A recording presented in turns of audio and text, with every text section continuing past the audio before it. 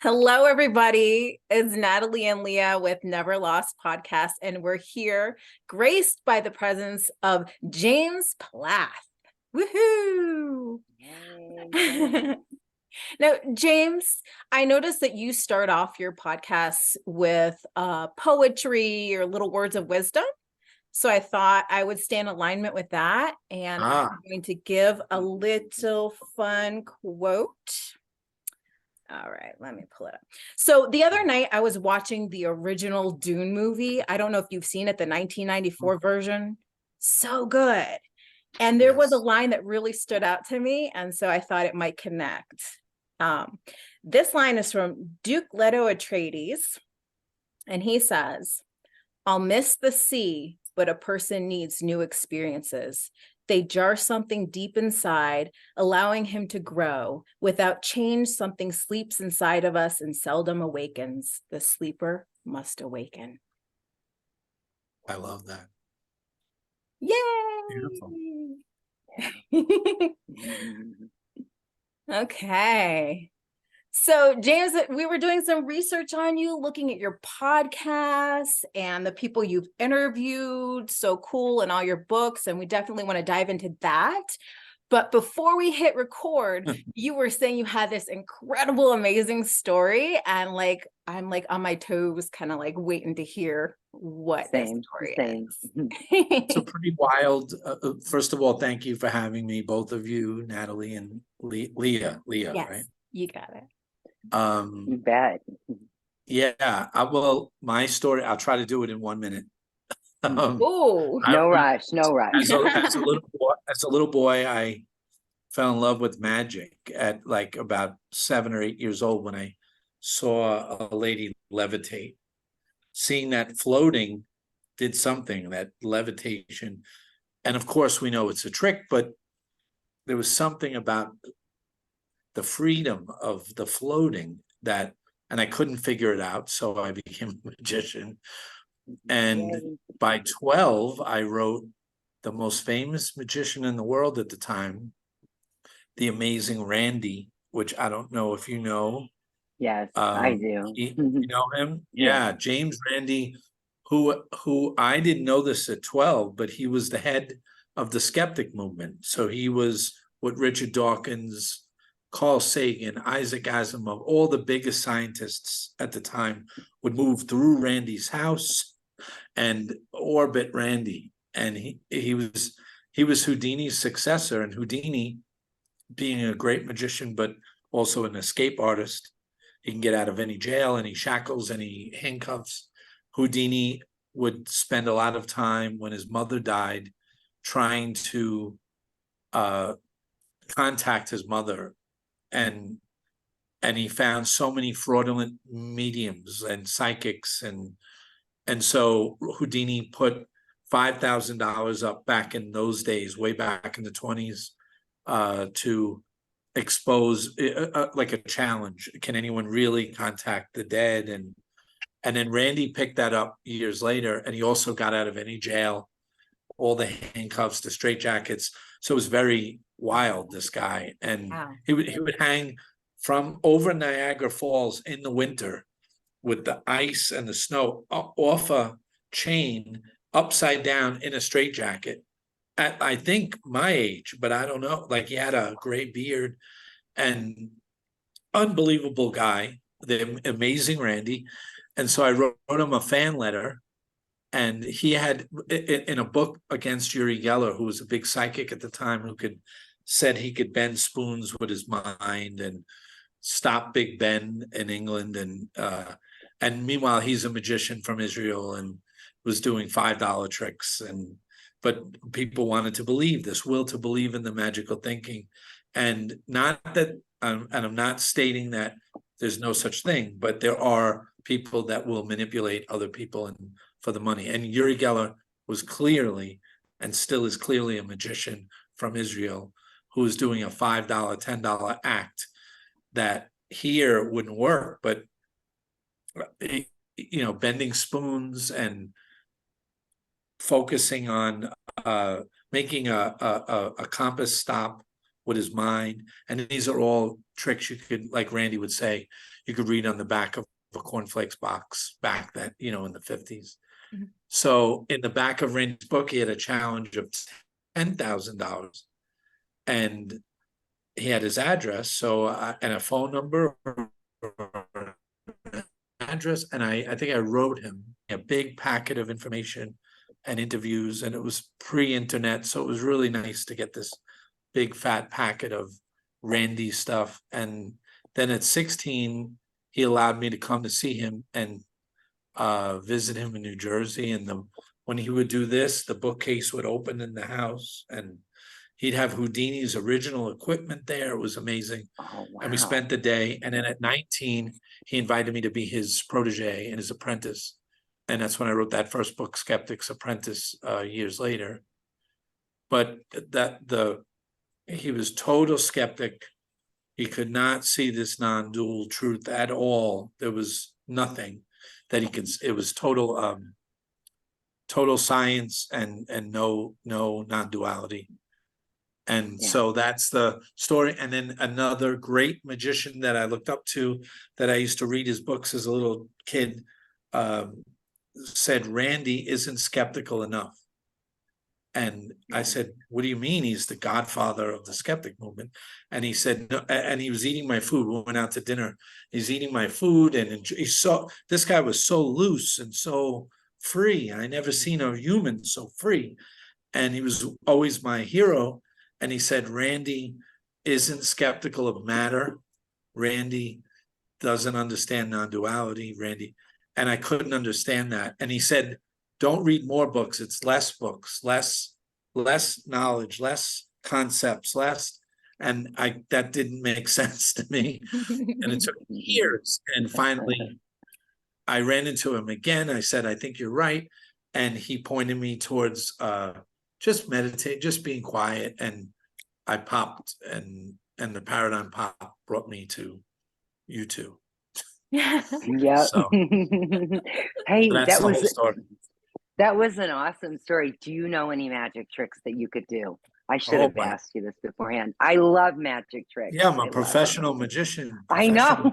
I could do anything. I did it for years and years, but now doing magic would be like if you, me, and Leah were on a flying carpet.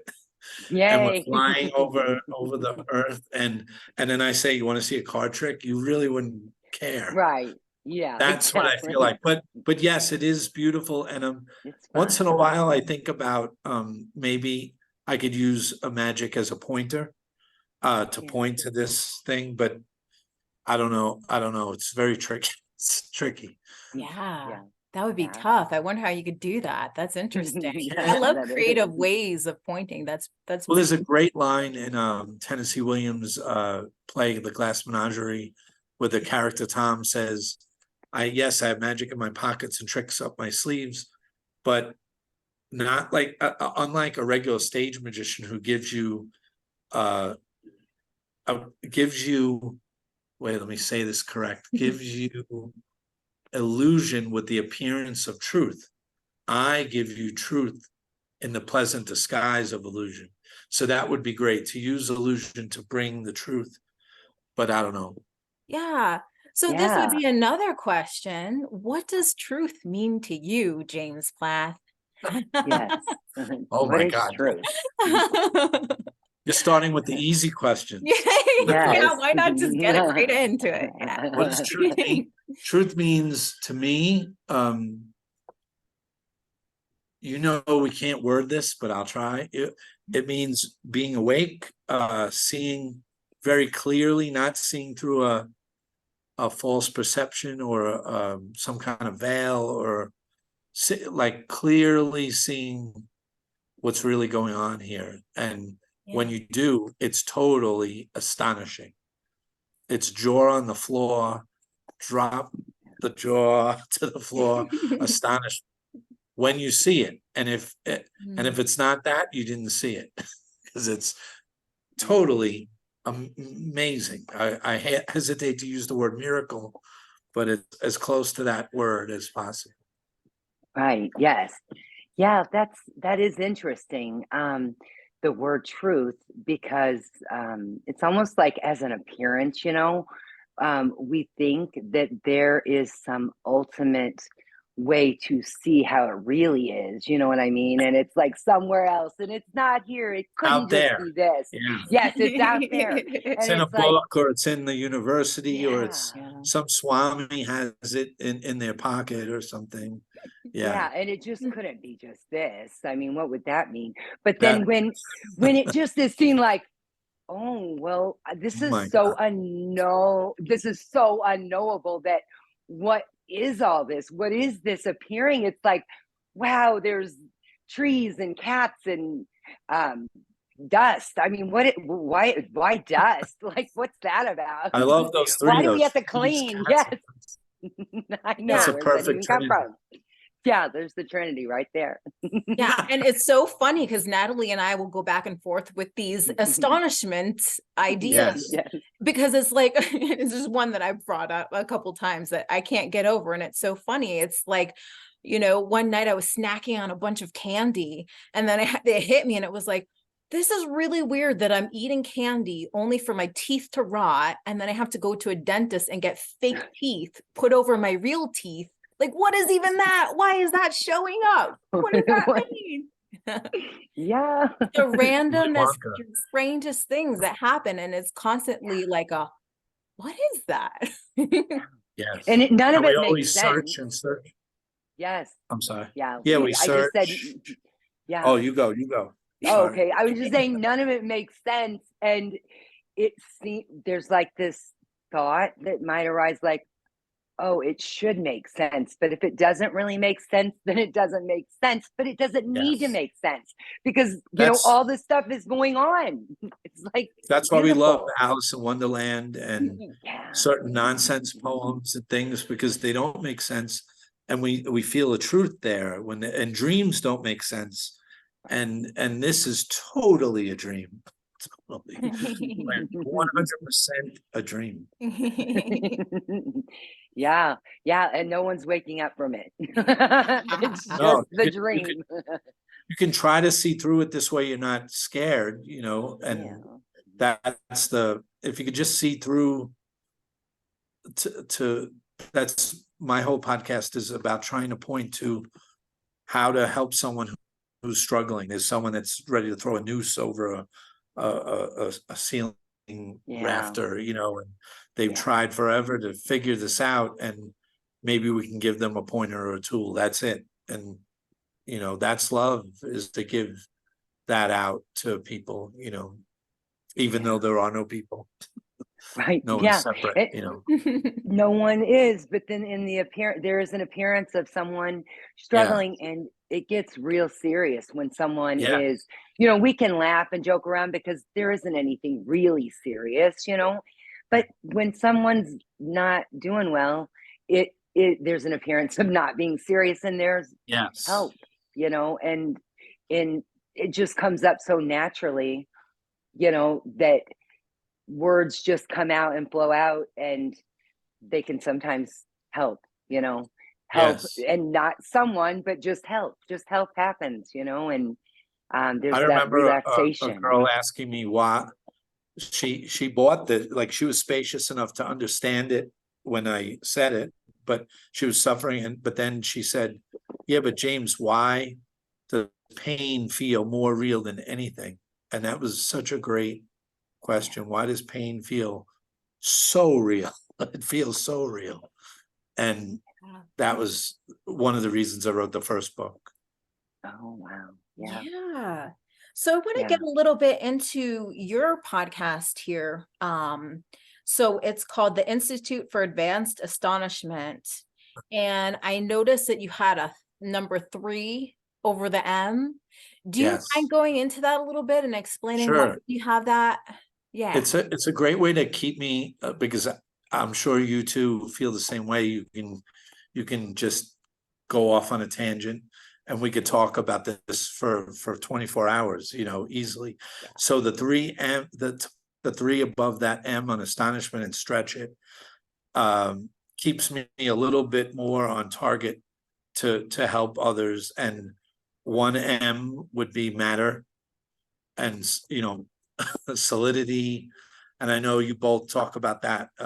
I did research too, so I know you both don't buy this solid illusion. So it's matter versus consciousness, or whatever word you want to put on it. And then there's an M for medicine, which I know Leah, both we've talked about. Medicine really was big in my journey, and there's a big taboo. I had a big taboo against it in Really? 2009. Yeah, when my teacher said to take mushrooms, to me, I put mushrooms right next to cocaine, heroin, anything really rough, like all drugs were drugs. Every drug was a drug. Yeah. But if the doctor told me to go to the pharmacy, I was like, hey, drug, happy. I didn't see the difference between drugs and drugs. And I didn't understand that they are like an ego dissolver, that they do something. They break this veil, they dissolve that monkey mind or whatever. And so the second M would be medicine, and the third switches a lot, but it started as mystical experience, which is the advanced astonishment. Using advanced astonishment sounds a little less religious than mystical experience. Mystical sounds a little, we want to take the mist out of mystical, like take that fog out, make it very clear. So advanced astonishment, or mystical experience, or mindfulness, or meditation. But really, and I don't know if you two go for this, with a non-dual podcast where everyone's already awake and we're never lost, we're always home and we never left, which I love. But mind training to get back to that, because sometimes we get lost and we can see it, and the next day we're in this hellish state of mind, doesn't feel so good. We hear this beautiful frequency Sunday, but Monday we're in hell. So how do we train the mind to get back to stay closer to that experience? So my question would be to you is like, do you think that it's actually possible to train the mind? Do you think that happens? I don't. I have no idea. But I know that I've never met one person who has. So I'm like, yeah. I have no idea, but I know that I see, like Natalie had said, there are the suffering people out there. And when they're suffering, they're pulling on you, and they're pulling on your pants, and they're saying, "Help me!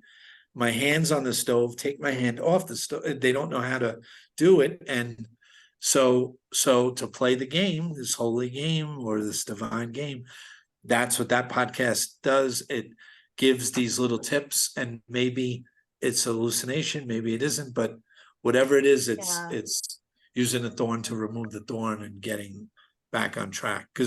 Because I know the difference between seeing it, like I always talk about Malcolm X being in a diner down south with Elijah Muhammad, and Malcolm X says, "I want to show the people the truth. I want to show the people the truth." And Elijah Muhammad pulls out a glass of really the filthiest glass of whipped cream and stuff. You can't see through it. It's disgusting. And he says, "This is all they know, is to see through this." And then he pulls out a perfectly clear glass of water from the diner table, and he holds it up and he says, "Let them see the clean glass. Just once, let them see." And I know the medicine helps. And so if the medicine helps, a mind training, anything to just calm that monkey mind that's always going a little bit, calm it down just a little bit, if it's juiced, which it's usually juiced. I'm not against tools like meditation and breath work, because I don't know if you know a little bit about my background, but I'm a doctor of Chinese medicine. So I preach Qigong, Tai Chi, breath work, all that, because the body still gets rattled. And, definitely there's tools that I recommend all the time to just calm things down. That's it. That's exactly it. It's just that. Whatever it takes to get it, like I always say, it's like 50 vacuum cleaners are going and 20 blenders, 18 babies are screaming and you're in a house and you two are telling me that, don't you hear that peaceful, don't you feel that peaceful vibe? Don't you hear it? And I'm like, no. And so we pull one vacuum cleaner out and that does nothing. But if you pull 20 and you stop 15 of the blenders and 7 of the babies we take to the park, at some point it gets a little quieter. And I say, wait a minute, I think I get what you guys are saying. I get it. I hear it. I feel it. I feel it. So whatever it takes to get to that. Yeah. Would you say that it's maintainable at all times? Like, you know what I mean? Like you know how, I don't know. Yeah, see, that's the thing. It's like, yeah, all these, because I heard something you said on Walters and I loved it. You said something like the refrigerator magnets start to be like, whoa, Yes. oh my God, enjoy the ride. And then it's like, then the refrigerator magnets turn back into just refrigerator magnets, because it's like, I can't enjoy the ride if I'm not enjoying the ride. You know what I mean? And there isn't anything right or wrong with that. It's okay. No. So blenders, vacuums, babies could be going, and it's like, there is that piece that's underlying, because it's like, it's just this, it's unknowable, and it's fun sometimes and it's bad sometimes, but there's no actual good or bad, right or wrong. Right. It's just naturally comes up. I don't like that. Okay. There's nothing wrong with it, you know?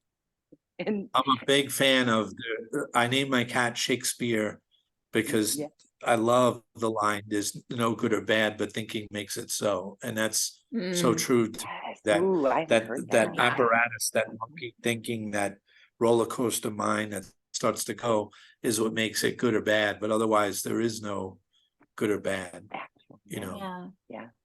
And literally thoughts never leave, you know, we're always going to have these thoughts popping up.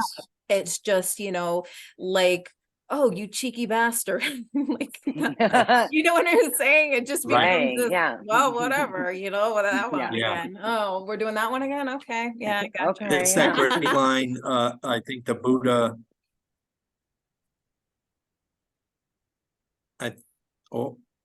We got you. There. We back? Yeah. I think the Buddha had that great line.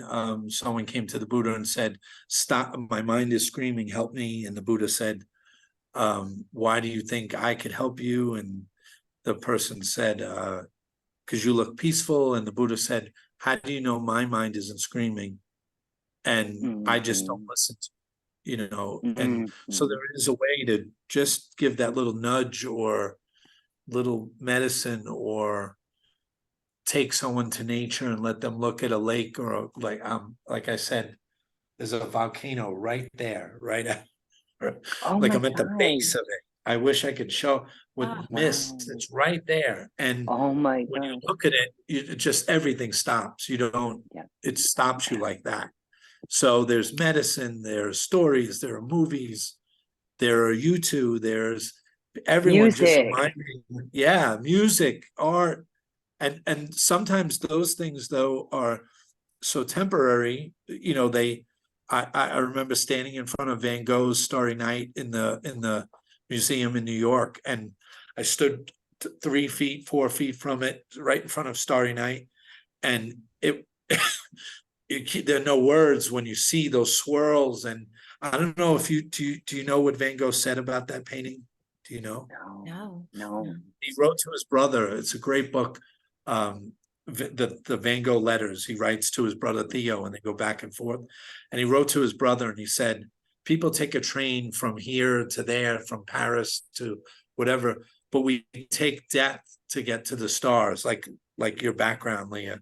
Like we take that. So he says cancer and cholera and these diseases are celestial forms of locomotion that take us to the stars. So I'm looking at the thickness of the paint. It looks so thick, and the swirls, and this madman made it so beautiful. And 40 minutes went by, but it was like one, and I watched people just come and go from different accents, French, Spanish, all the Russian, I could hear all these, and they would just come and go and come. And I stayed there, but still it's only a little while I lost the self, and then right back to monkey mind.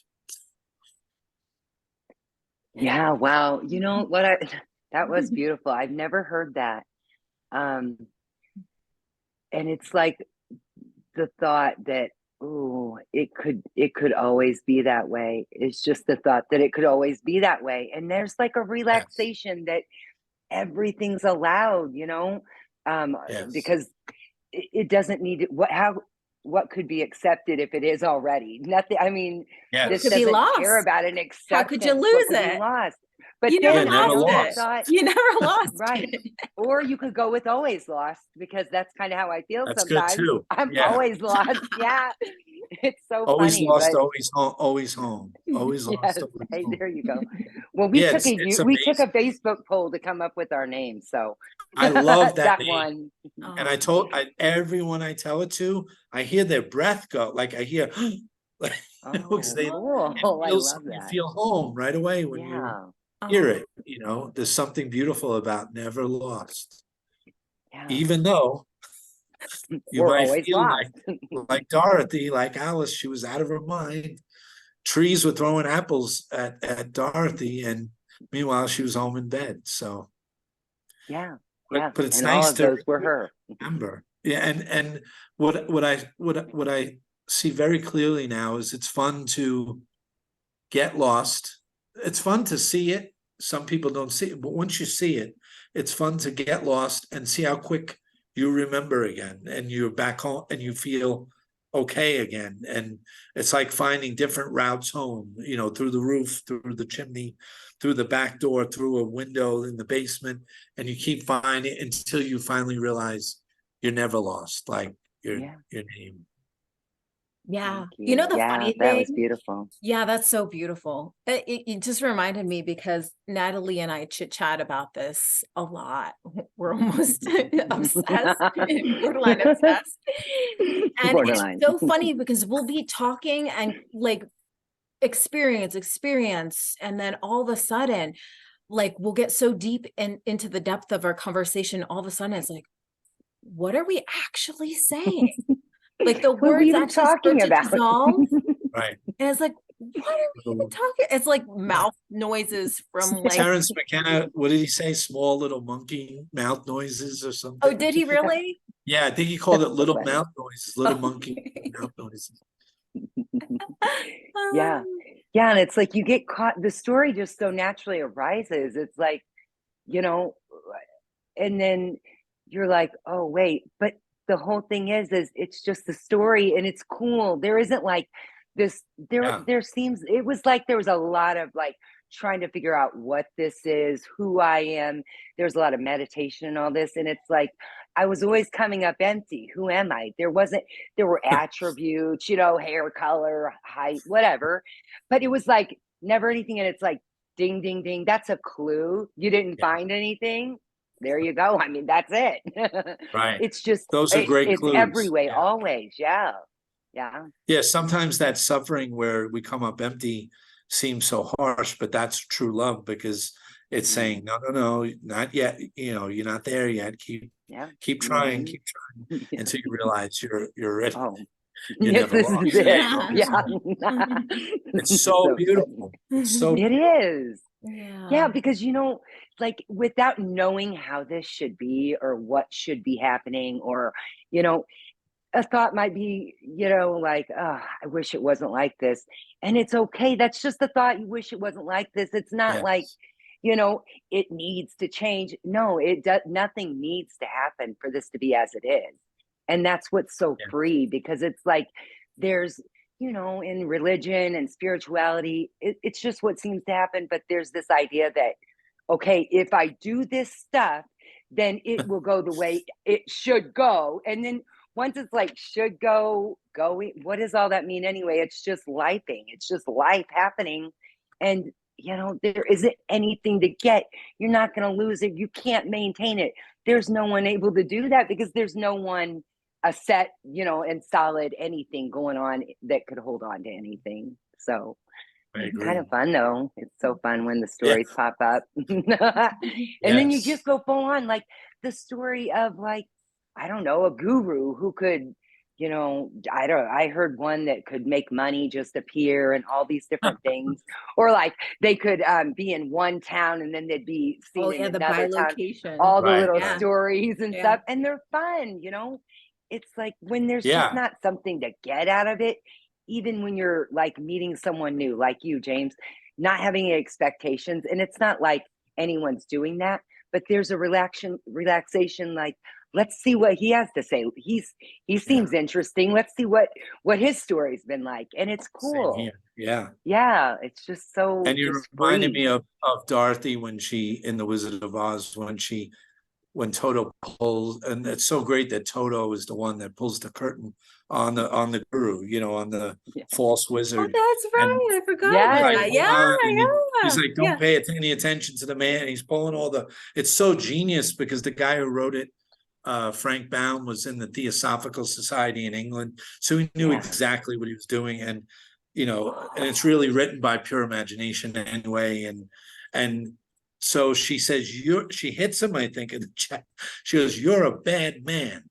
And it's just her dream, right? So he says, no. He goes, "I'm a good man. I'm a bad wizard." And that's the same thing with the gurus. Like, I'm a good, at the heart, it's all is well. Yeah. But then there are all sorts of snake oil salesmen and tricks and everywhere, right, all over. And I remember, you might have heard this. If I'm sure you both listen to Alan Watts, and he has that great voice and that laugh. And I was driving one day in New York on the highway flying, and I had to pull over when he said something about a guy getting his pocket picked, and he said, "You deserve it," and he laughed, that guttural Alan Watts laugh. I had to pull over and rewind it, and I couldn't understand why is Alan laugh? And usually those are the greatest teachings when they bother us. They really viscerally bother us. Or, and it was, you deserve to get your pocket picked. If you keep going and getting your pocket picked, you go to the street corner and you get your pocket picked, and you get your street, and you keep doing it, you deserve it, until you realize it's really you picking your own pocket. You have to stop allowing it to happen. And that was his point. I don't know if I'm wording it right, but that basically we're picking our own pocket until we realize, the truth. Yeah. I had listened to Alan once. I really loved his voice, like you said, and he was so witty and just really funny, man. And there were a lot of spiritual people that were really angry because he was an alcoholic. And it just seems so strange that,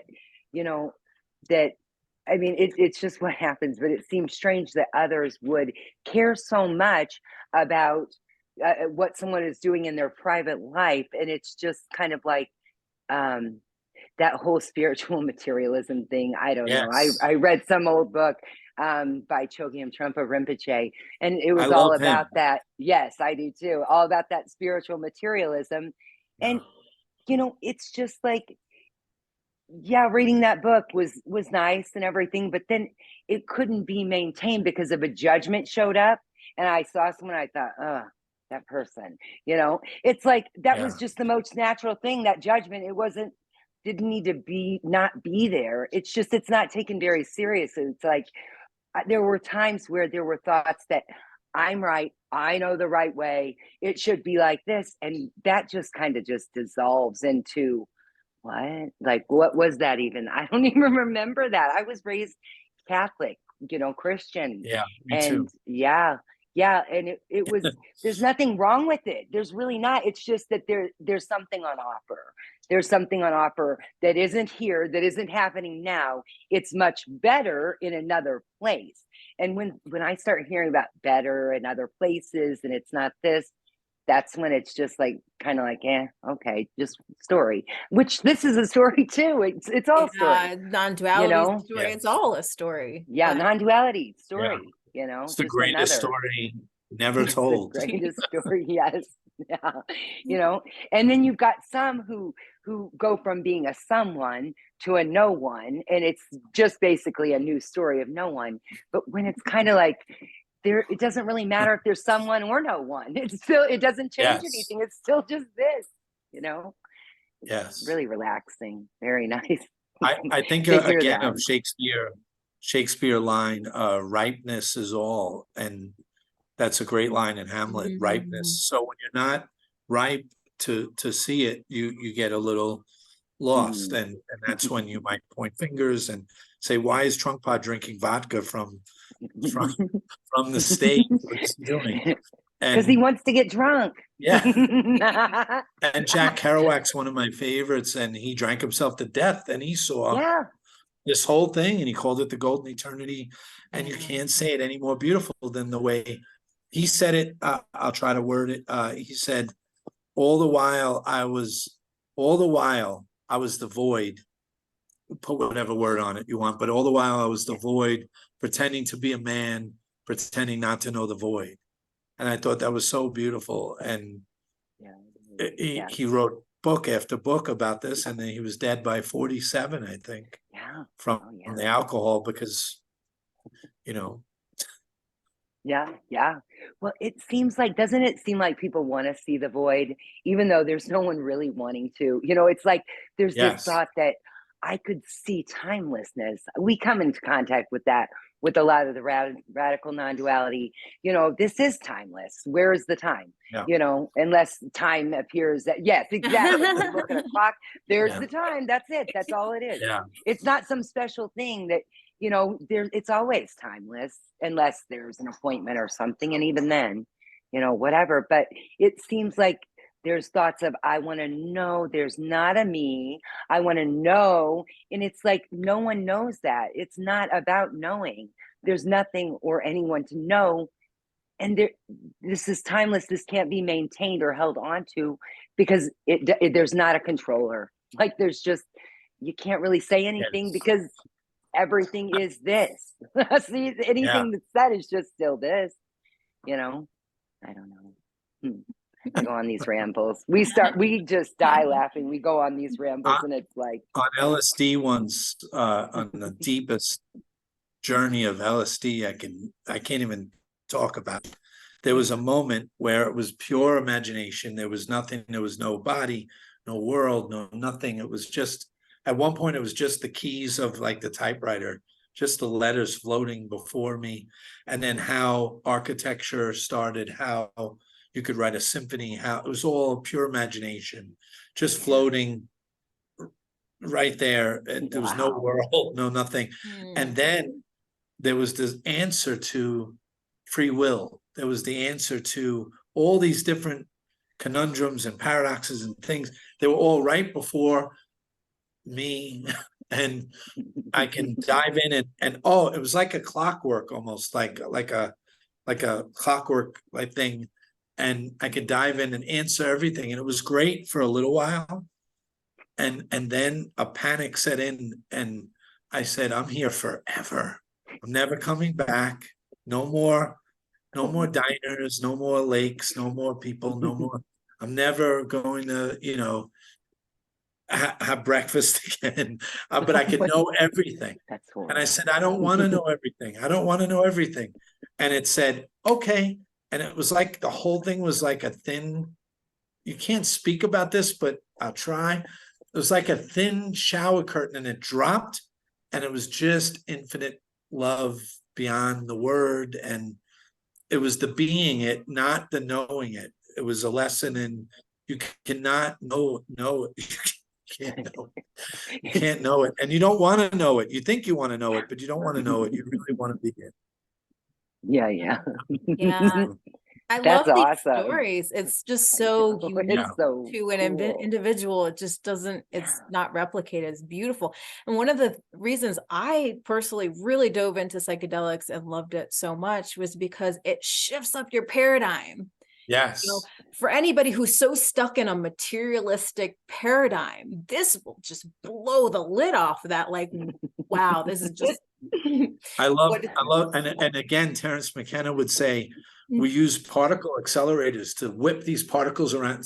You know, remember the first particle accelerator was maybe that big and it would shoot the particles around and bash them. But then now they're miles, I think in CERN, they're miles apart, and they send the particles this way and they bash them to see what falls out, like breaking watches, smashing watches, and to try to figure out time to do that.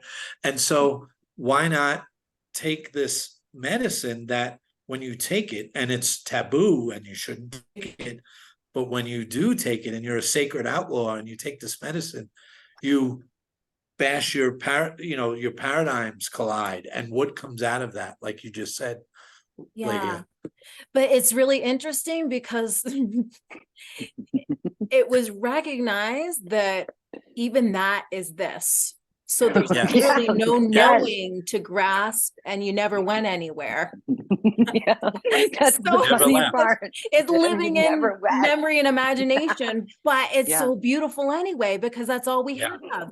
I mean, for years I studied 5-MeO. I was into the mushrooms, and it was so cool because I saw your podcast with Martin Ball, and then that led me to reach out to him and have a conversation, and that brought back memories because he was the origins of me getting into toad medicine years ago, before it was even popular. He was just way ahead of his time when he started. And it's just cool to have all these like synchronicities and things apparently linking up. It just makes you feel like very connected in this. Yes, it's perfect. Even though there are no others, it feels like there are no others, but that feeling like, arises of connectivity.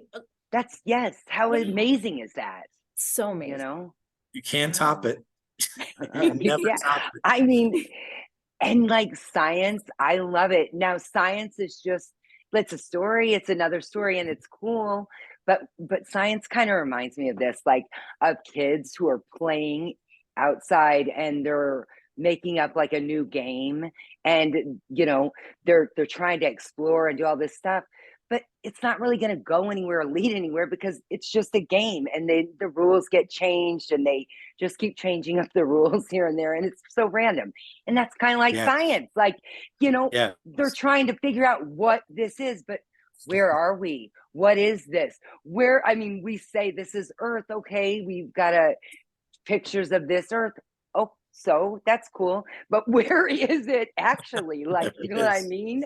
Like, what is it? A square box that's like all these stars? And I mean, who knows? And anything the mind imagines is just imagination of what this could be. It's not going to be what this is, because this is what it is, you know? So that whole science thing, the conspiracy people come and say the Earth is flat, and then I used to get mad at that until I saw through it, and it's so much fun. Like you're saying, it's you know, when you have the spaciousness to listen to them, they're just questioning the old paradigm, and you know, it's nothing bad. What could be wrong with that? You know, it's just questions. It's exciting. Like, and doesn't it almost seem like those positions, or you know, like being raised in a Catholic situation, that those positions of I've got to defend this and uphold this because this is my belief. It's almost like that's like, you know, it's anyone that I mean, I might have an opinion on something, but it doesn't feel like I need to have this, you know, held on to it so that I can, like, you know, protect something that could be lost. Defend. It's like there's nothing to defend, you know. It's just really doesn't it doesn't seem to have that effect. I mean, nothing can be changed, but change seems to sometimes. But the thing about change, what do you think about this? So this is changeless, and the thing about change is you would have to know the way something was going to go in order to say it veered off course. So since this is unknowable, how can we even say there's change? You know, that's just like this thoughts that come up here. That's good. And then these are the things that Leah and I talk about. And, you know, it's just kind of fun. It's kind of fun to dive into those thoughts without thinking it's going to lead it to anything. You know, it's not going to lead me to some understanding. It's the understatement. Trying to understand is the like part of it that I'm not fond. I'm not fond of it. You know, I like the talking about it and stuff, and like knowing this isn't going anywhere. This isn't going to lead to some greater understanding that's going to give me this. Because do you think like people are very interested in trying to make their life better and maybe trying to be able to deal with the thoughts and stuff? You know what I'm trying to say there? Yeah, trying to find a little peace, or like you're Thinking saying, there's a better control. way. Yeah. I think that's why they go to psychics a lot, because they think they could maybe get some kind of prediction or something, hold it still for a little. It's like grabbing a butterfly and pinning it to the wall, but it dies. You can't hold it, you can't hold it. Yeah. And it almost seems like there's a lot of suffering. And I mean, no one's suffering, but it feels like there's a suffering when there's maybe the story that you need to purify your thoughts so that you can have a better life, or let's not even go religious or you having like more positive thoughts, raising your vibration. Right.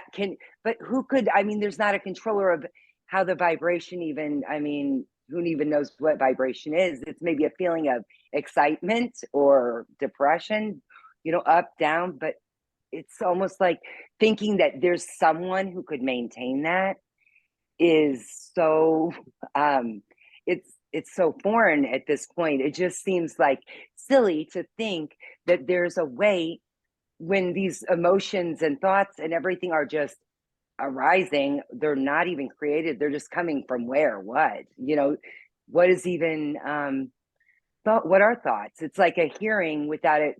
You know what I mean? You start to kind of even question that, like, what is a thought? Oh, it's just a thought. Don't worry about it, or do. Yeah. You don't know.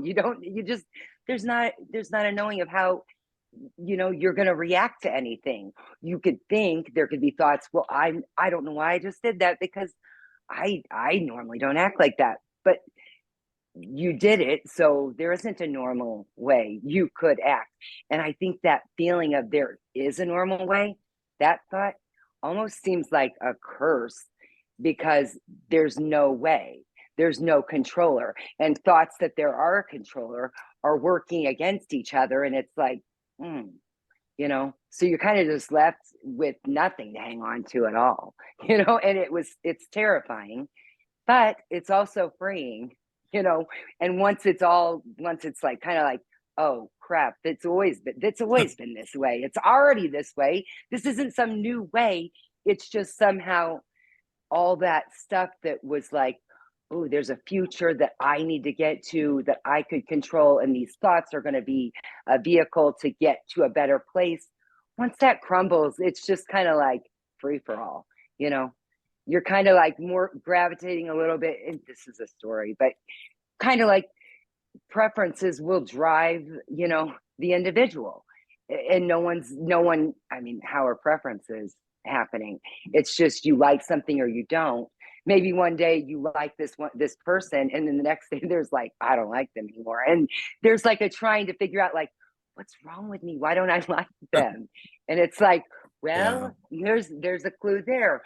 You're not doing it. There isn't, a way to maintain how you're going to feel about anything. It's that's how free it is. Effortlessness. That's the whole. It is the effortlessness of all of it. Would you guys mind? I think that my laptop is out of battery, and I don't have my cord. Oh no! But I can switch to my phone in 1 second if you don't mind. Oh yeah, that's totally cool. Yeah. Can you hit pause? I don't know if you can. Hit pause? I'll be right. Yeah. My question is, after everything Natalie said, when you see suffering, though, you jump on it, right? You jump right in. And what do you both do do you have some tips, some pointers, or do you just stay cool and calm and let them feel that calmness and that serenity from you to make them feel better? Gosh, I think Leah and I are both, she's into the Chinese medicine, and then I was a teacher, elementary school and middle school teacher. Okay. So, the character seems to really kind of be gravitating to helpfulness, and but this is the thing, it's like case by case, because you can't know until you're in that situation. Right. So I don't know about Leah, but I don't have a prescription necessarily. Yeah, I would say I'm a very strong character. If I see someone suffering, I'm jumping there to help. Yes. With my patients, I'm meeting them where they're at in their journey and trying to dissect aspects of their thought processes and that sort of stuff to facilitate healing. But everybody's so different. And what I've noticed is I could say something to someone and it's like oh my gosh. And then you say the same thing to somebody else and it's just doesn't resonate. No. So that's where I feel like meeting people in the space that they're at is so important. And I agree. I help, but without expectations or expectations of outcomes, because it's literally unknown how, I could give a medicine to one person and it's just their body loves it and they're healing and it's just so right on. It's like, yeah. And then I'll give it to somebody else and it has an opposite effect. And then we have to go, okay, let's try something different. Let's try this herb versus this herb and see how the body reacts. And so even though this is not separate, it still appears as separation. So I don't negate form from here. I don't know your perspective is on that. I see it like I saw it very clearly one day in meditation that it's like little Houdini, to use the magic metaphor again. Houdini would be able to get out of any safe or any jail. You put him in the safe and he would get out of the safe. So it's like, it's like on their heart or whatever word, it's a little poetic to use heart, but on their heart is a little dial, like a safe, and you have to crack that. So like you're both saying, it's not a universal safe where there's a cure for everybody. You might have to listen and click a few times and then click back left and click, and you have to figure out the code of each person and what they need. They might need medicine. They might need just a smile. They might need a hug. They might need a book. They might need to go into nature. They might need whatever. And it's like cracking these. We have to become safe crackers and learn how to dial and hear those little clicks and see what works, what lands, what doesn't land, and help them. Do you feel like that just naturally happens? Or do you feel like I'm got to figure this out or is it just more natural, just naturally happening?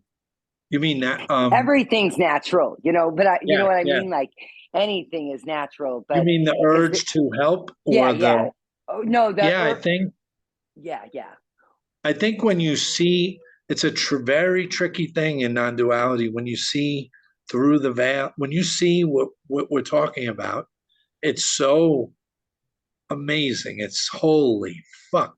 You can't believe it. Forget religion. It's beyond.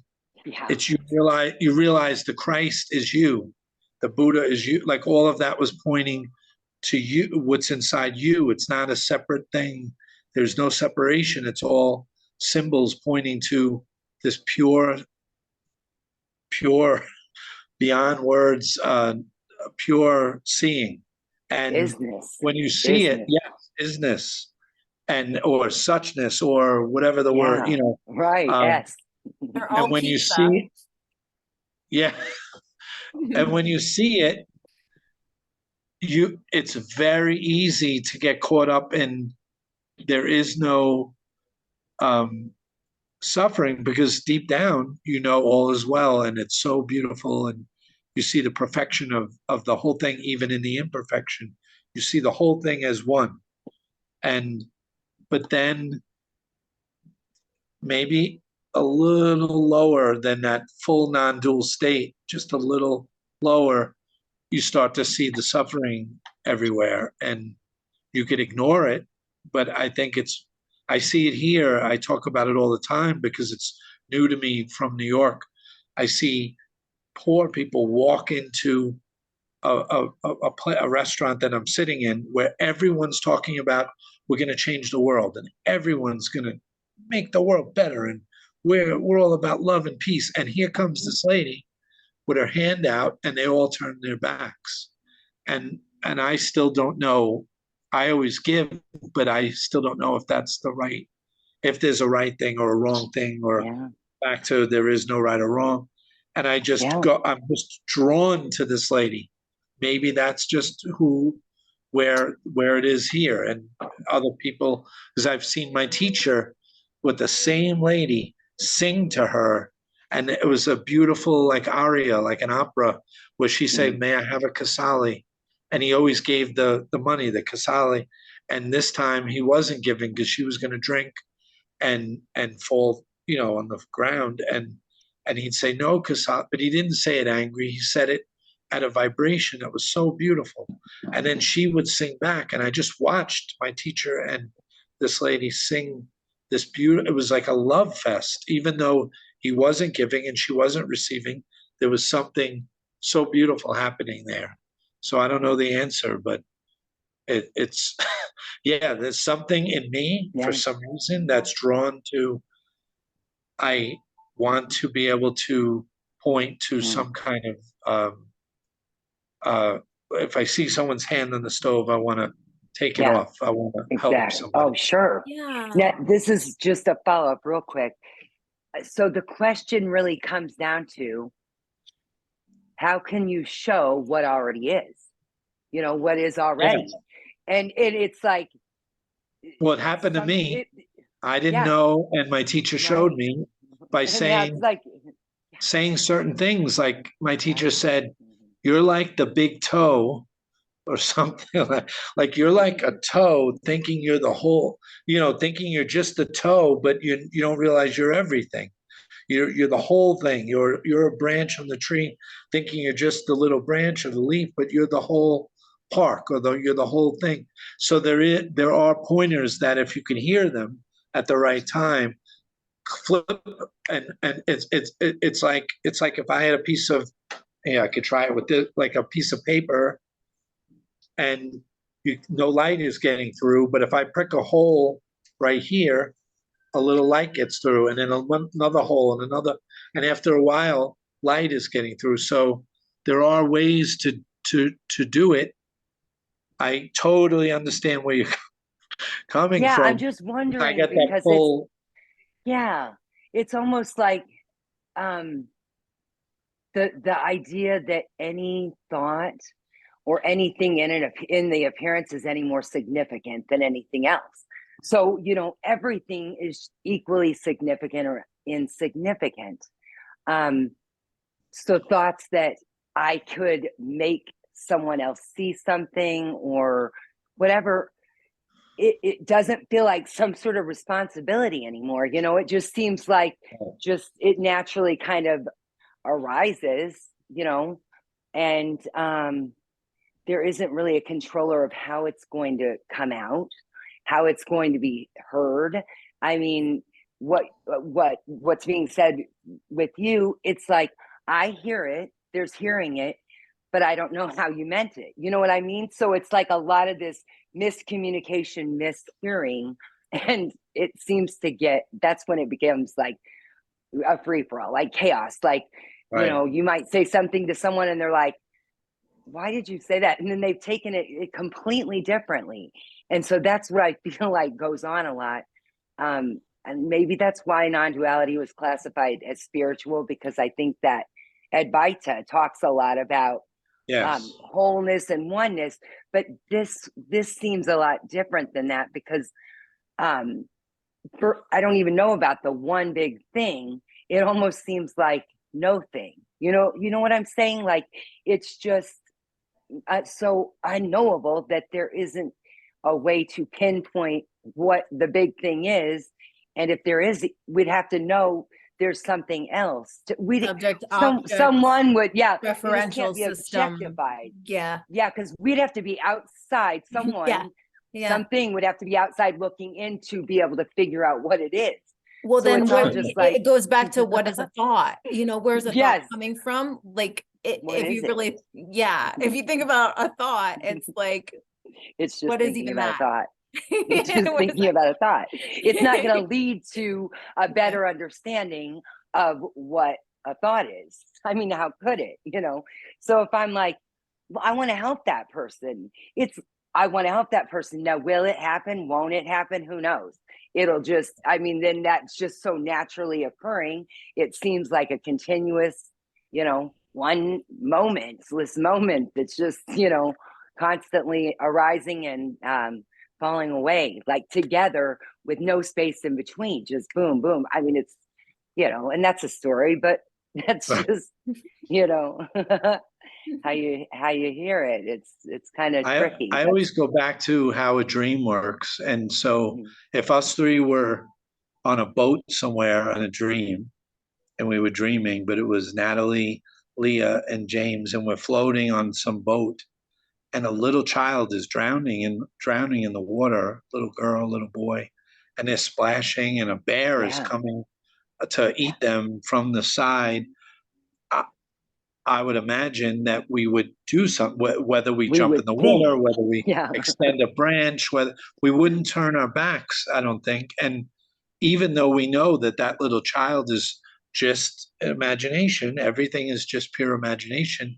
Everything is made of this one substance, whatever you want to call it. So in a dream, it would be made of consciousness. So if I'm dreaming and I see this little child, I wouldn't just laugh and say, oh, look, that's nothing, just drowning. I would extend my hand, or I would do something right away and that's a gesture of love. And I think that's what it's in the dream, you reach and help, and that's what you, or maybe or you don't. Right. Maybe you Or don't in the dream. Maybe what you two are saying, which isn't bad either, is wake up. If you wake up, then there is no little girl, because the little girl is made of pure imagination, which is made of the dream stuff that you're dreaming. So if you wake up, but I just don't know if anyone's awake or asleep. That's where it's gotten to, because it's like, it feels like that would be a specialness. And just with this, any appearance seems equal, just as equal and valid or invalid as another, a piece of dust or a cup or a person, but this is the whole thing. It doesn't change anything. It doesn't make something go a certain way or not. It goes how it goes. This isn't trying to say, ooh, now if you see this and you can really see this, really, really see this, then, you'll be there. No, it's saying this is it and you are there. There's no you, but this is all there is. No separation. Everything. The thing is, preferences still arise. Like, I would prefer to be with someone like you, James, who's gonna lend a helping hand. Like, I would gravitate towards you. That's my preference. I don't want a hole, No. And that's a natural gravitation for my preference, where somebody else might gravitate towards the person that goes, screw you, and then they're there's no room. There's no room in the boat, they might say. There's no room. Or, and some people like that. These girls that like the bad boys, and it's like, why would you pick that guy? He's an a-hole, and it's like they're attracted to that. And then they could tell a story of, well, I got kicked around by those kind of guys, so now I only go for nice guys. But that's like a claiming that I changed my preference. But you didn't do that. Life did it. It did itself. Like, this stuff isn't controllable. Not a bit. Not a bit. Not what's coming out. None of it. Because there isn't a separate anything, separate doer, or not a separate. Like, where's the separation? It's even like on the medicine, it's like there's no controlling. You don't know what you're getting into. It's a little daunting in the beginning, and you're like, what's about to come? Wait, is it gonna be good? Is it gonna be crazy? And then you're just in it, like, boom. But then the thoughts will actually say, I know how it's gonna be. And then when it's not like that, it's like, darn it just never works out for me. And it's like, but that was just a thought that it was going to go this way. It was just a thought. It wasn't like actually going to happen that way. And that's so obvious. Like, this happens how many times a day, you know? I heard someone say there's 75,000 thoughts a day. Someone's actually like researched this, and they said there's 75,000 thoughts. And it's like, so did you produce some of those or none of those? Because you can't, or I mean, all of those or none of those. It can't be like some. I've heard automatic thoughts or this other kind of thought, but that's just classifying something we don't even know about, you know, because we don't know what thoughts really are other than hearing something and where is it coming from. So, you know, you're trying to classify something that is unknown, unknowable, and it's like the classification doesn't even matter, you know, because we're still just, it's still just life happening. It's not like, and I think that it's just what seems to happen, trying to get a handle on these thoughts. And it's like, they're just thoughts. They're innocent. It's innocence. It's innocence appearing as thoughts. The thoughts can dictate, you know, they can't, thoughts are actually powerless, but it can seem like it can ruin a day, or, you know, and then we're like, God, I'm such a negative person. I'm thinking all these negative thoughts. And it's like, well, how did you do that? And why would you do that? You know, and then the whole you sense kind of is just like, well, I'm not these things. What, I don't even know what that is. Like, yeah, there's a body and all of that, but I'm not this kind person. I'm not this generous person. These are qualities, you know? And so I don't know. That's just my rambling, my crazy rambling. Can we just put it, wait, I want to just put a crowbar in that and stop it for 1 second. What you're saying is, and that's very important, I think, if anything's important, if you can realize that it's just a thought and other people can't, and you're saying it might take time for them to realize, which is suffering as the teacher, teaching them over and over and over, put your hand on the stove, you get burned. Put your hand on the stove, you get burned. And after 1,000 or 50,000 times, you stop doing it. So there is something, whether you're calling it ripeness, where you have to get ripe. You can't yell at the fruit to get ripe and can't yell at a green apple to turn red, right? You can't yell at a green banana to turn yellow. So you can put it in certain situations where it ripens and doesn't rot. And so there is something to sharing or helping alleviating the suffering by pointing out to someone, hey, haven't you seen that you did that 20,000 times and it's not helping you? And maybe a light bulb goes on and they say, oh, and they or it might take tremendous suffering over and over to get it, or some are slow learners. You know, but there's not a control of learn. Yeah, what's wrong with them? If it's appearing, it's appearing. Yeah. One of my favorite writers is Thomas Pynchon, one of the hardest writers to read on the earth, Thomas Pynchon. And he wrote a book called Slow Learner. And he was talking about himself. And I thought it was so beautiful for him to be so self-deprecating, because he's one of the greatest writers, like James Joyce, like way at the top, so difficult, so hard, but he called himself a slow learner. And I think that's beautiful to be a slow learner, but not for the slow learner, maybe. Yes. Well, I mean, but that's the point. There's no point in it. Like the slow learner, for me, the whole thing would be like fruit that ripens at random, like the same stalk, and it's just randomly ripening, and some are quicker than some are others, but the ripening is pointless because everything's already just this. It's already it doesn't change. There's anything. It doesn't change. Like whether you get it or you don't get it, there's no one getting it. It's just that, you know, like a thought that, oh, I got it. I understand now, but that's just an apparent understanding of something that is unknowable. And the human always maintains the humanness. That's another thing. It's like, you know, nothing said before, changes. like the Nisargadatta Maharaj, she was like smoking like a chimney, you know, and people are like, oh my God, this enlightened We talked about this recently. Did you? Okay. I talked about how a friend pointed out he's smoking like crazy and he's dusting. He was dusting a lot in a video. So my friend said, look, he has OCD. He loves to clean. He's not awakened, right away. Like he jumped on those two things. All right. So me and Judy Cohen, I'm sure you both know, had it out on this. And I said, and maybe you'll agree with Judy, I don't know, but I don't mind being double teamed at all. So Judy yeah, this is fun. We don't have a point here. Yeah. So don't worry. I like a good wrestling match on this.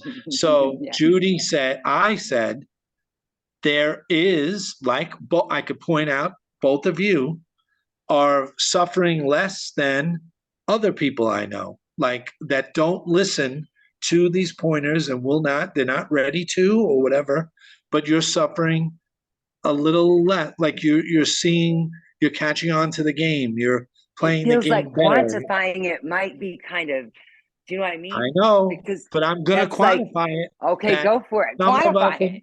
And then you take it 10% less. Yeah, I say that right now, in suffering, right now, I am way better.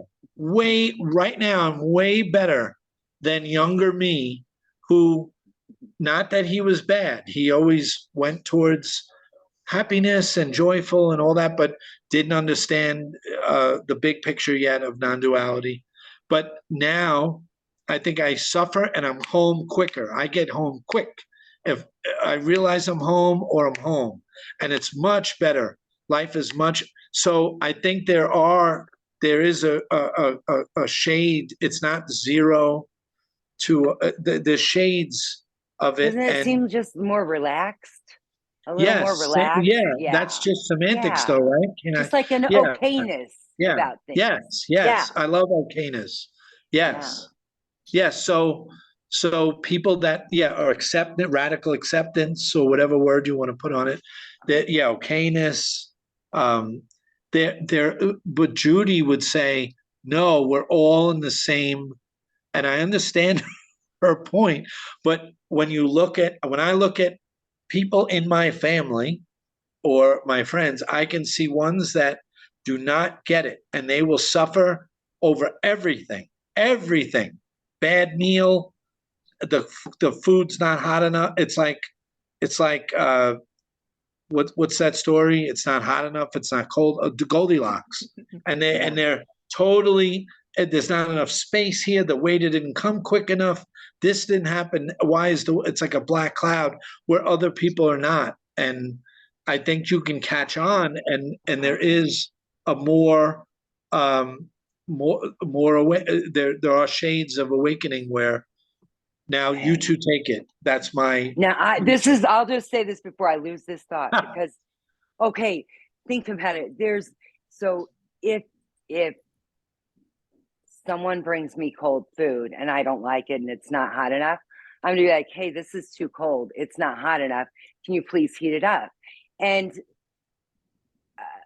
I mean, that's just what would be said. Now, let's say the woman said, I'm not going to do that. I might fly off the handle and be like, are you serious? It's full on in it. Like, boom. There's no right or wrong. There's no me involved in it. The me kind of thing comes in as an appearance when there's thoughts of, hey, self-centered kind of, which there isn't a self, but that kind of thing where it's like, hey, I'm entitled. But that just comes up naturally for some. So, I mean, it just does. You can't say, this is just how it is here. You can't say with any degree of certainty how anything is going to affect someone or an appearance. You have no clue. But and don't you think there are more right or wrong with it? But aren't some people more peaceful than others because they wait? If Dorothy just for 5 minutes relaxed, like you said, your word relaxed, and she relaxed and she started to see, wait a minute, I feel so close to the scarecrow and I feel like I've known him forever. And then she starts to realize, wait, I'm dreaming. And she lucidly wakes up. The witch doesn't scare her anymore. The monkeys flying around mean nothing. And the dream is better. Don't you think? Right. But if she can't relax, but this is the thing. If she's not relaxing, then she can't relax.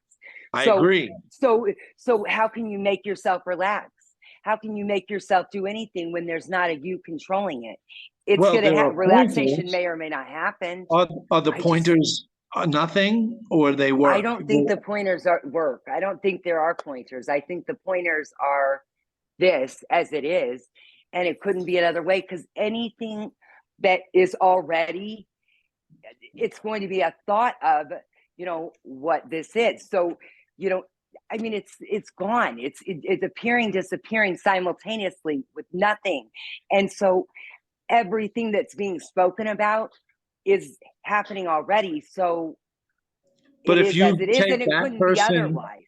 If you take that person that's spinning like what you just said, and you give them the medicine or whatever, I'll just use the medicine as an example, and you just give them a little MDMA, and for 4 hours they sit quiet. They don't dance, they don't fuck, they don't run around, they don't tell all their friends they love them. They just sit in quiet, and all of a sudden they go, oh my God, the whole thing is just imagination.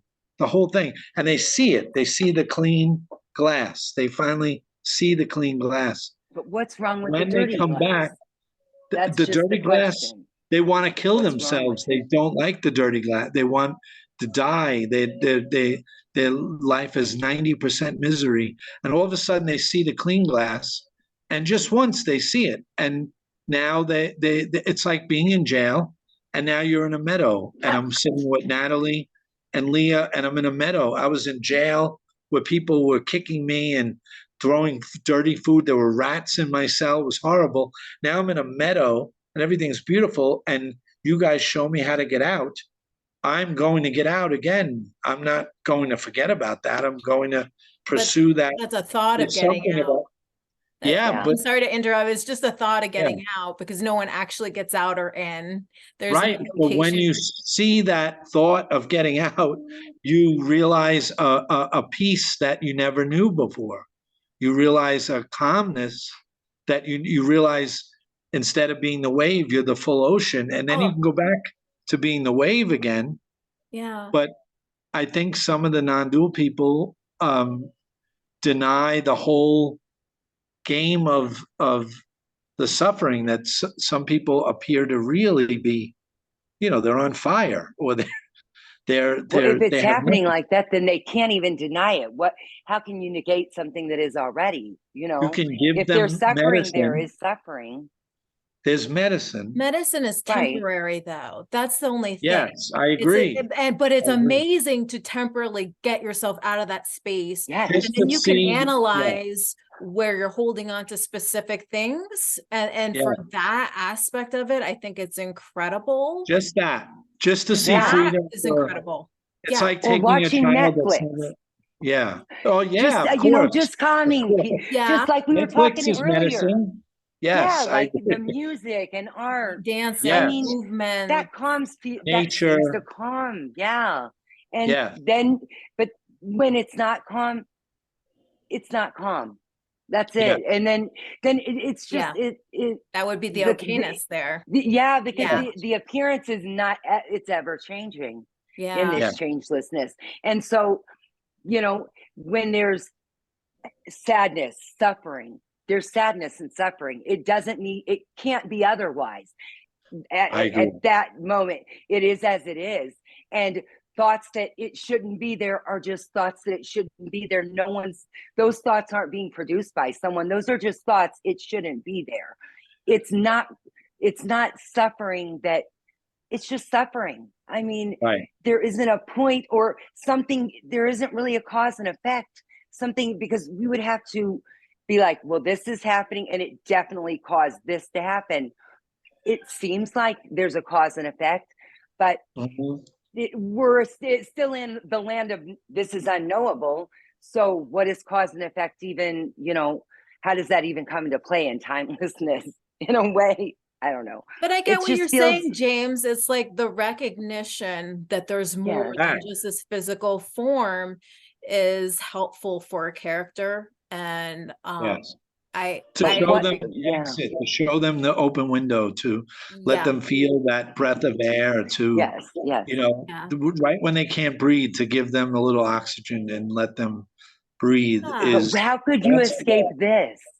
That's the only question I have with that is not escape, but wake up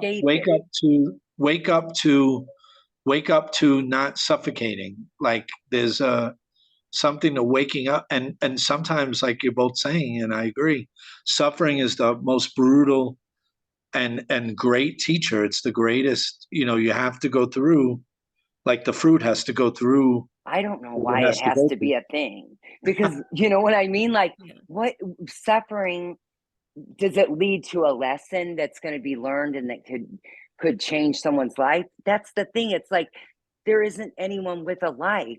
Life just does as it does. And how it's seen here is just, you know, to think that if I do this, it's going to cause this to happen. That's anyone's guess, you know. And there's nothing wrong. It's not like there's actual volition. So an idea of, well, I want to do this and hope it will help this way. It's just thinking, I want to do this and help. There's no knowing if it will help or not. So we just do however we do, you know. That's the free falling aspect of it. It's just so like poof, poof, poof, and the astonishment aspect of, oh my God, what's coming next? Nobody knows. It's just boom, boom, boom into existence. How the hell? We don't even know. You know. So sometimes just showing that astonishment when someone is so in the dark is a beautiful, like you said, great art, music, nature, seeing a whale jump out of the water, seeing a shooting star like behind you, Leah, you know, anything to just show them or to blow their mind. I used to do a philosophy cafe in the library, Socrates Cafe, and the kids would come in, these teens from like all different places in the world, but they were in New York, but the smartest kids in the area would come to the library, to that group, and they would say, blow my mind tonight, Mr. Plath, please just blow it the fuck out. And I would do it, where they would drop to the floor, and they were the greatest kids. And it was just great to see, because a teen is very open to this, and you know, they're getting caught in the body and the whole hormones and the whole thing, but at the same time they're open, and it's exciting to play with those minds, you know. It is so fun. Like it's great. There's no one right or wrong way or one way to get this. You know, there's so many different perceived paths of our journey. What resonates with you, it may not resonate with another, but I mean, it's just, you know, your particular path I find to be beautiful. That sense of compassion and wanting to help and heal and provide medicine or tools and techniques. There's nothing wrong with that. I think it's beautiful to be able to have the capacity to help. So well, there's a point I remember where I hit a point where there was nothing to do.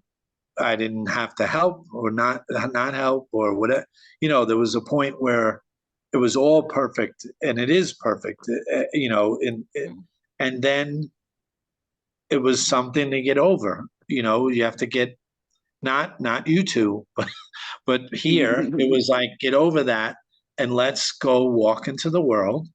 And if you see someone on the ground, pick them up. You don't have to leave them there crying, especially when they pull on your jeans or your pants and they're pulling. You don't ignore them. You pick them up. And it's a beautiful thing I think the Sufi Hafiz said it's all a gesture of love. This whole thing is just loving, like James Joyce said, love loves to love. And so that's why we're here, us three. We're just loving whatever this is. Telling stories. We're just birds chirping in the tree, you know? Yeah. It's like just talking about whatever. And it's just beautiful. It's amazing. So like, I know. It's crazy. It is. It's the highest We're sitting thing. here with a magician who is an author. What is going on? What the hell? Like, this is weird. Like, wow, I can't believe this. Leah and I met at a retreat in North Carolina, and like we're like best friends. Like we've known each other forever. It's beautiful. I I love know. that. It's so Especially cool. North Carolina. That's where I Oh, think Jack she lives in Kerouac, the most beautiful area. mountains, Yeah. right? The mountains. Yeah. And Yeah. Jack Kerouac wrote a letter to his ex-wife. He said, in case I ever run into you again, after he experienced this. And it's so beautiful. And he said, I want to transmit what was transmitted to me under a tree in North Carolina. In And North it was, Carolina. yeah, Wow. Yeah. I Pretty think it was cool. north, not south. I'm pretty sure it was north. And he said, I think you'll agree. He said, this is what I have to say to you. Nothing ever happened. And it's all okay. And I call it the golden eternity. Yeah. And if you just be quiet for 3 seconds and let your nerve ends drop and relax, you'll remember the lesson that you forgot, the silence at the center of the world, that all of this is like a mind movie and everything's okay and it's always going to be okay, even though we think it's not. Very beautiful letter. Beautiful. That's awesome. Beautiful. Yeah. Yeah. It's just so nice and refreshing just to hear someone, just saying things like that. And it Yeah. reminds me of just like, it's as it is and couldn't be otherwise. Yes. It's this, it's not a special other place. It's this, and it couldn't ever not be this. You know what I mean? There's like there's you, I nothing was that raised needs to be Catholic. happening. I was raised Catholic also and rejected it, like George Carlin would say, once I reached the age of reason, like around 12 years old or so, totally rejected the whole Jesus thing in Christianity because it just seemed so separate. And then it took years and years for me to understand what those symbols meant. And like you're saying, it's not later, it's not when you die, it's you can die to it right now, die to all that separation, die to all There's that nothing bullshit. holding it. Yeah, there's nothing holding anything And anywhere. that freedom It just is sometimes love. seems like it. Yes, yes. Yes. And Oh, it's I okay. wrote in a Or book, it's it's like you're in jail and you want to make an escape, and you're planning it, you're like, how am I going to get out of this? I'm being held. And so you finally try the door and it's open, so you slip out and you're like, maybe I could knock a guard out and I'll put on the guard uniform and then I could walk out that door. And you walk past the warden and you're like, I'm going to face that warden. And you look in the office and no one's in there, so you walk in and you realize you're the warden. You're your own warden, you're your own guard, you're your own jail, it's all mind thing. And once that drops away, you walk right out. You don't have to walk out the door because you're already, like you would say, never there was lost, never never yeah. jail.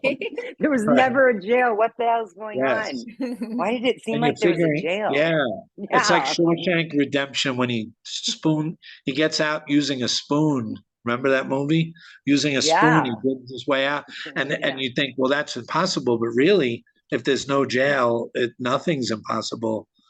You're the one that created the jail. You made it out of spit and cement and whatever out of your mind. It's amazing. Yeah. And it's like I heard a story, I don't know, it's about an elephant and it was tied with a little peg. It's an India story. And if all the elephant has to do is lift its foot and it could get right out, but it thinks it's stuck because it's got a noose around its leg. And yeah. And it's like, what the heck? I mean, it was always just this. There wasn't somewhere else to get. There wasn't something or someone who could hold on to something and maintain it. And wow, the purposeless and pointlessness of this. And then amazingly enough, purpose arises, a thought of this is my purpose in life. That seems to happen, but there is no purpose. Like we don't know of an ultimate. I mean, who would know that, And so it's like, it's just for whatever it is, teaching for the love of teaching, or, teaching because you need a paycheck, whatever, it's just however it is. It's all the ways, nothing excluded. I mean, I love that.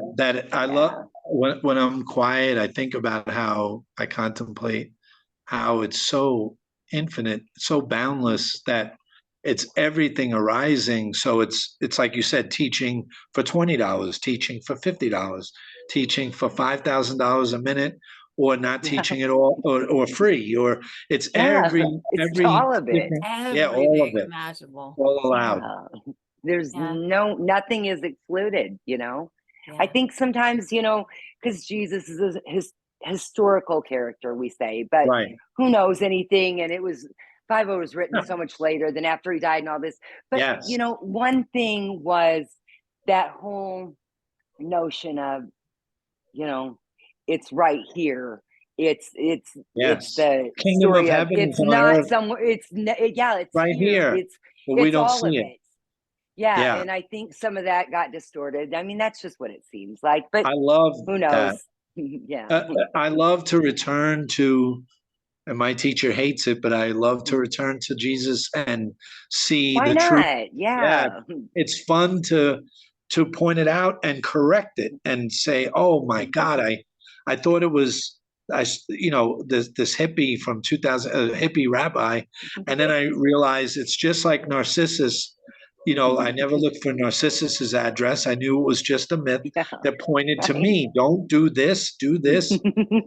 It's and Jesus is wonderful in so many, in the non-dual Jesus part, not the duality of the Bible, but like you said, but nothing wrong with the duality of the Bible too. No, because it's like it's all just who knows, anyone's guess. Yeah, but yes, the non-dual type, no separation of, like, gosh, all the teachings. My gosh, I remember I used to know those verses. Like, we went to this thing called Awana, and it was Baptist run, but it was like a fun thing. Supposedly it was a lot of running and sweating and saying Bible verses when doing a relay race. Yay, kids, we're gonna have fun. And so those verses were rattling around in there, and sometimes there'll be a thought here and there of like, oh, I wonder if that's what was meant, like there was one that I was thinking of, and now I can't think of it. So that's perfect. It might happen if you guys talk a little more. I can't think of it at all. It's gone. Well, before we conclude, I want to mention some of your books, and my apologies because I didn't have time to get around to read them, but I definitely we did this fast. We did this really fast. What's that? It was like we did it quick, so there was no time. Yes. It didn't happen. We did. Yeah. Just didn't happen. 2 days or something. Yeah. This was love at first sight, really quick. I like that. It was so awesome. Oh, yeah. So I'm looking here at your books. It's fun to talk about this stuff with people. It really is. Yeah. Yeah. Sorry, Leah. So we have The Skeptic's Apprentice, The Gospel of Astonishment, and The Groundless Ground of Reality, which all can be found on Amazon.com. And I was reading some of your reviews. You've got some really amazing reviews, James. And I was looking through James Fallon's review, which was spectacular. That was a book in itself, right? That was dazzling. Wow. Yes. Right. Yes. Buy James books, okay, guys? They're good. Oh, no. Come on, James. No. There was a moment where I saw in deep meditation, after I wrote the first book, you don't even need to open the book, just see the cover. And then it was, once you see the cover, you don't need to read the words. It's everything you're both saying, that it's already, you're okay right where you are. You're never lost. You never, like Rumi said, there's nothing sadder than a prisoner crying in the cell with the key in their hands or wrapped around their neck. Yeah. You're already home. Dorothy was home. Alice was home on the lake with her head in her sister's lap. And meanwhile, she had this wild dream of the witch ready to cut her head off, and boom, she woke up. So all is well. There is no death. There's only the death of the separation. Beautiful. Yeah, So beautiful. lovely. Thank you, James. Oh, this was Thank so much you. fun. Thank you Thank so you. much. I Yeah, see a part two coming. Yes, I do definitely. too. Definitely. Yeah, this was fun. Now, how can people get a hold of you? Do you have a website? Yes, I have jamesplath.com and the Institute for Advanced Astonishment podcast. If you want to come on, I would love to have you both on and we could Oh, that'd be fight it out awesome. on suffering. Yeah. 'Cause that's all Let's do it's it. all it's focused Let's just on. not suffer when we suffer. Yeah. Can we try not to suffer while we're suffering? That'd be cool. Sorry. Well, thank That's you a so tightrope. much, James. This was Yeah. such a Thank pleasure. I'm you. going to stop the recording. Thank All you. right. So nice Thank meeting you you. both. You You too. too.